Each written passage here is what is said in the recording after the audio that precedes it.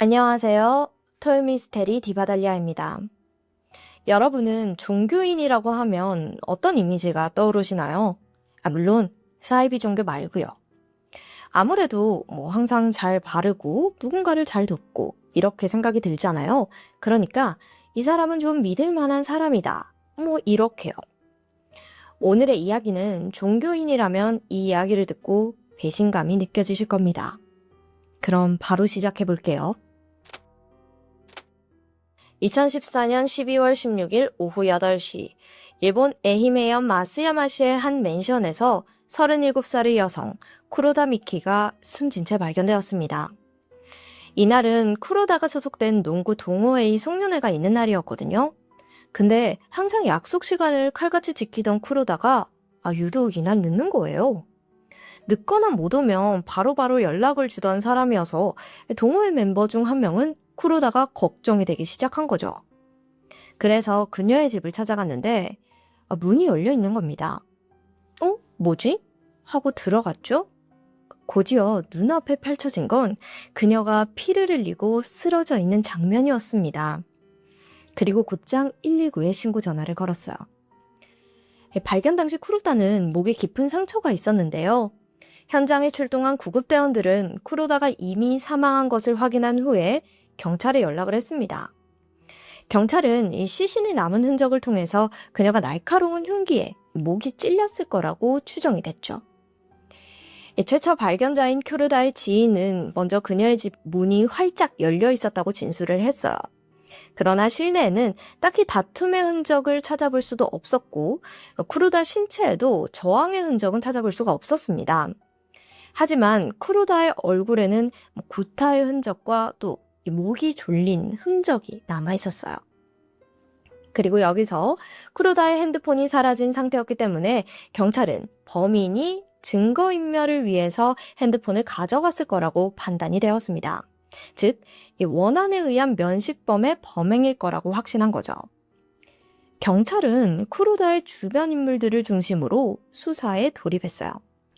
자, 근데 이게 빠르게 진행될 것만 같았던 수사는 생각과는 다르게 쉽게 풀리지가 않습니다. 쿠로다의 생활 반경이 예상 외로 너무나 넓은 거예요.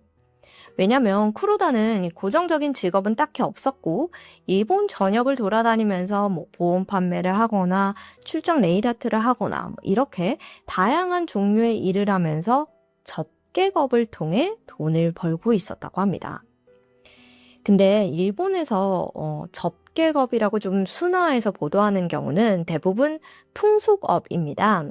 그러니까 쿠로다는 매춘을 통해서 돈을 벌고 있었을 거라고 추정이 됐죠. 그래서 거주 중인 에이메현뿐만 아니라 인근의 고치현, 토쿠시마현까지 오고 가는 일이 잦았고 이 모든 곳에 지인 혹은 고객이 있었다고 합니다. 또한 평소 쿠로다의 집에 방문객이 많았다는 이웃 주민들의 증언들도 있었기 때문에 이 역시 이 매춘과 관계된 일일 거라고 생각이 들었죠. 그래서 수사 초기 당시 용의선상에 오른 인물만 60명이 넘었어요. 경찰은 용의선상에 오른 인물들의 사건 당일 행적을 꼼꼼하게 살폈고 그 결과 한 명이 유력한 용의자로 떠오르게 됩니다. 근데 용의자가 너무나 의외예요. 그는 29살의 남성 쿠르미 요시노리의 직업이 다름 아닌 스님입니다. 이 토쿠시마현 토쿠시마시에 위치한 유서 깊은 절이 하나 있는데요. 거기가 초켄지라는 곳이에요. 여기에 주지 스님이었던 거죠. 쿠르미는 당시 결혼한 지 얼마 안 된 신혼으로 절과 가까운 곳에서 아내와 단둘이 생활을 하고 있었다고 합니다. 그는 집안이 무려 13대째 대대로 초켄지절의 주지 스님을 맡고 있었고 인근 주민들에게 평판도 매우 좋았다고 해요. 여기서 조금 의아해 하시는 분들 계실 텐데요. 일본 불교의 경우에는 종파에 따라서 머리를 깎지 않거나 결혼과 출산 그리고 자신의 절을 아들에게 물려주는 게 가능하다고 해요. 어쨌든 쿠르미에 대해서는 문무양도를 겸비한 우등생이다, 성실하고 현명하다, 상당한 인품을 가지고 있다 등 주위 칭찬이 자자했습니다. 이토록 지역에서 촉망받던 스님이었던 쿠르미는 어째서 살인사건의 유력한 용의자가 된 걸까요? 심지어 토쿠시마시로부터 170km나 떨어진 에이메현 마스야마시에서요. 일단 쿠루미와 쿠로다의 관계에 대해서 살펴보면 두 사람은 일을 통해서 처음 만나게 되었습니다. 짐작하기로는 호스티스와 고객일 가능성이 매우 높다고 해요. 시간이 지나면서 두 사람은 점점 가까워지게 되었고, 쿠로다는 쿠루미에게 보험 가입 권유를 하는 등 계속해서 관계를 이어갔습니다. 이 과정에서 쿠루미는 쿠로다에게 깊은 호감을 가지게 되죠. 하지만 이건 일방적인 마음이었습니다. 쿠로다는 쿠루미를 고객 이상으로 생각하진 않았고, 쿠루미는 이 점이 마음에 들지 않았어요. 때문에 그는 쿠로다를 좋아하면서도 그녀를 좀 힘들게 하고 싶다는 이상한 심리에 사로잡히게 됩니다. 쿠루미는 인터넷에 바쿠사이라는 사이트에 쿠로다에 대한 비방의 글을 작성하기 시작했어요. 이 사이트가 풍속업 관련 정보를 공유하는 곳이거든요. 나쁜 글을 쓰면은 손님이 그녀를 안 찾을 수도 있고 그런 거죠. 어쨌든 그가 그녀에게 쓴 주된 내용은 접객 태도가 매우 나쁘다는 것이었습니다. 그러면서도 쿠루미는 쿠로다가 자신 몰래 다른 남자를 만나고 다닐까 싶어서 탐정사무소에 의뢰를 해요. 그래서 그녀 모르게 감시를 붙여놨습니다. 쿠루미는 탐정사무소로부터 얻은 정보들을 통해서 쿠로다의 정확한 집 주소나 생활 패턴, 그리고 개인적인 정보들을 쉽게 파악할 수 있었습니다. 쿠로다를 향한 쿠루미의 마음은 어느 순간 집착으로 변해가죠. 쿠로다는 지인들에게 나 요즘 스토킹 당하고 있는 것 같다면서 불안함을 호소했어요.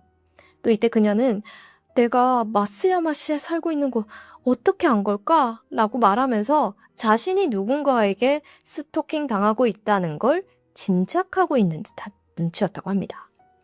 그러니까 쿠로다라는 짐작이 들기는 하는데 이게 확신까지는 못하는 상황인 거예요.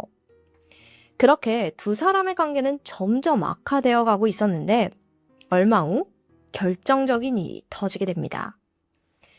쿠루미가 쿠로다에게 돈을 주면서 다른 남자와 만나지 말 것을 요구한 거죠. 자기가 뭔데요?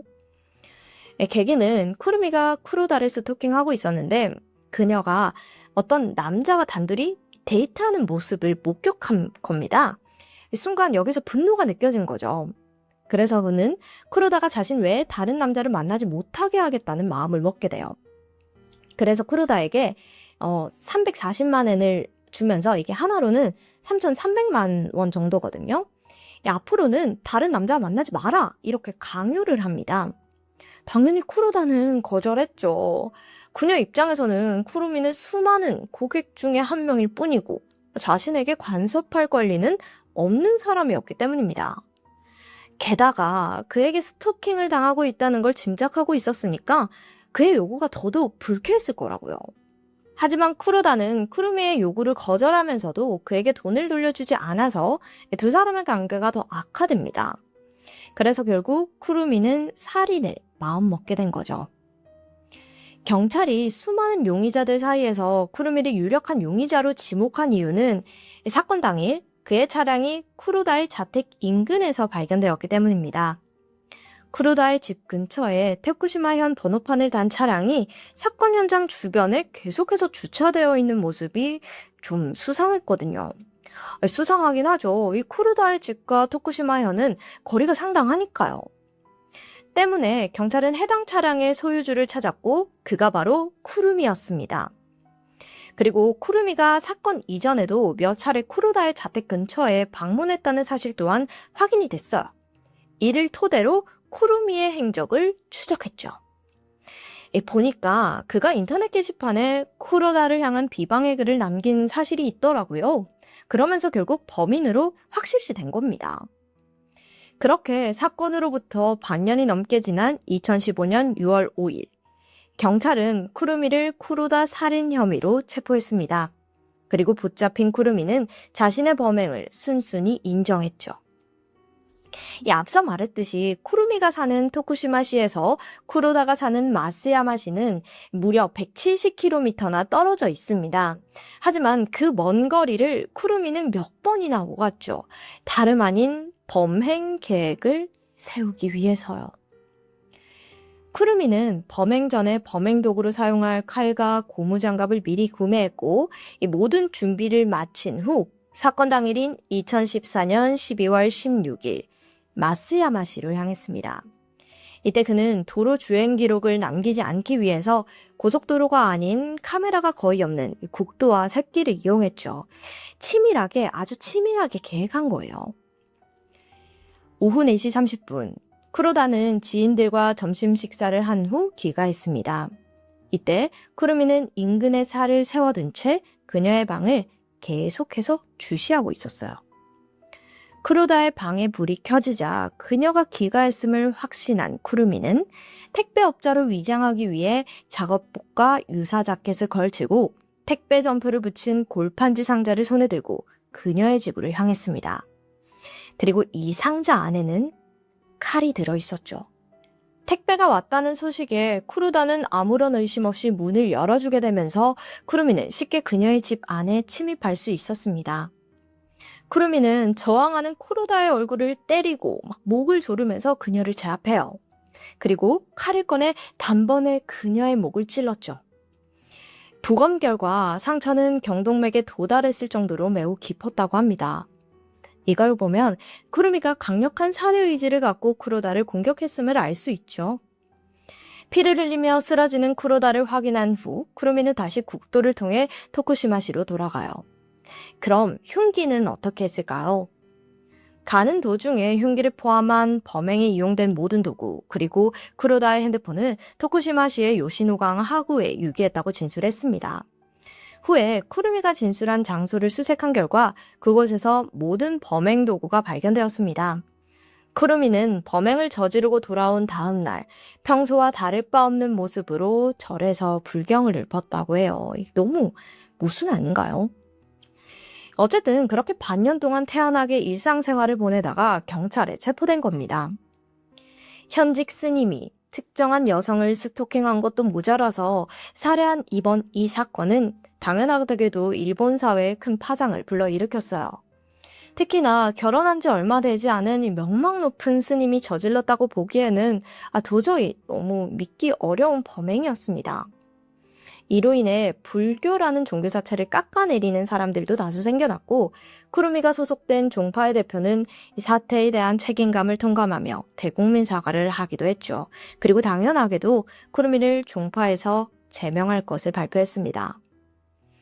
하지만 정작 쿠르미는 자신이 돌이킬 수 없는 짓을 저질렀음에 후회한다고 하면서도 경찰 조사에서 처음부터 죽일 생각으로 갔다고 말하며 딱히 반성하는 듯한 모습은 보이지 않았다고 해요.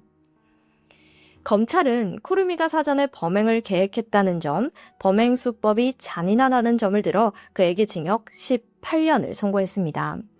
하지만 쿠르미 측은 쿠로다가 자신에게 받은 340만 엔을 돌려주지 않는 것이 관계 악화의 결정적인 원인이라고 주장하면서 징역 14년 정도가 타당하다는 입장을 표명했어요. 이어 재판부는 금전적으로 이성관계를 이어가려다가 실패한 것에서 원한이 생겼다는 건 범행 동기로 이해가 되지 않는다고 지적했습니다. 하지만 쿠로다가 돈을 돌려주지 않는 것은 문제가 있다고 판단된다면서 이를 양형의 이유로 보았고 결론적으로 징역 16년이 선고되었죠. 형량이 아쉽다고 생각이 드는 건 모두가 가지는 공통적인 마음일 겁니다. 종교인이 저지른 범행으로 더 큰 주목을 받았던 에이메연 스님 스토커 살인 사건. 종교를 떠나서 쿠르미 요시노리라는 사람이 행한 악행에 더 주목해 볼 필요가 있죠. 그가 저지른 범행은 종교와는 전혀 관련이 없는 그저 자신이 가지고 있는 삐뚤어진 이성관념에서 비롯된 것이기 때문입니다. 다들 아시겠지만 스토킹은 사랑의 표현이 아니라 상대방을 괴롭게 하는 범죄죠. 오늘의 사건은 명망 높은 스님이라서 그런지 이 배신감이 더 컸던 것 같습니다. 피해자의 명복을 빌겠습니다. 지금까지 디바달리아였습니다.